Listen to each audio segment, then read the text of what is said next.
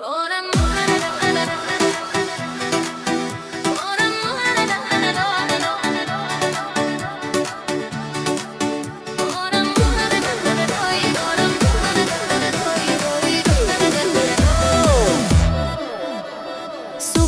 بخیر عزیزم، با آنکه گفته بودی دیشب خدا نگهدار، با آنکه دست سردت از قلب خسته تو گوید حدیث بسیار. صبحت بخیر عزیزم، با آنکه در نگاهت حرفی برای من نیست، با آنکه لحظه لحظه میخوانم از دو چشمت تن خسته ای ز تکرار.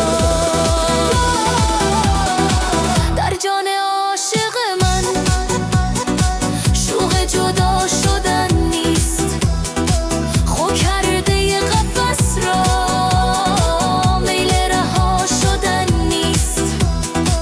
من با تمام جانم پربسته و اسیرم، باید که با تو باشم، در پای تو بمیرم.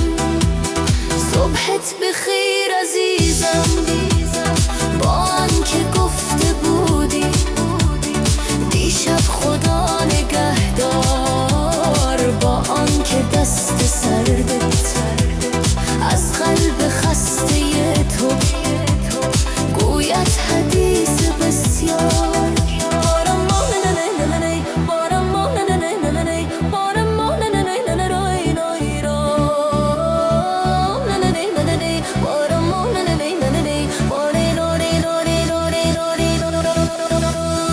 صبحت بخیر عزیزم، با آنکه در نگاهت حرفی برای من نیست، با آنکه لحظه لحظه میخوانم از تو چشمت تن خسته ای ز تکرار.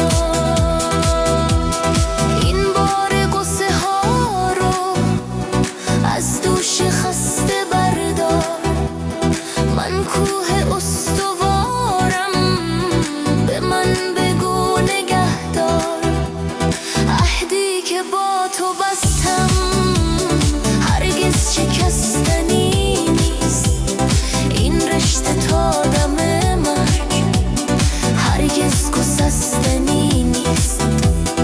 صبحت بخیر عزیزم، با آنکه گفته بودی دیشب خدا نگهدار، با آنکه دست سردت از قلب خسته تو گوید حدیث بسیار. صبحت بخیر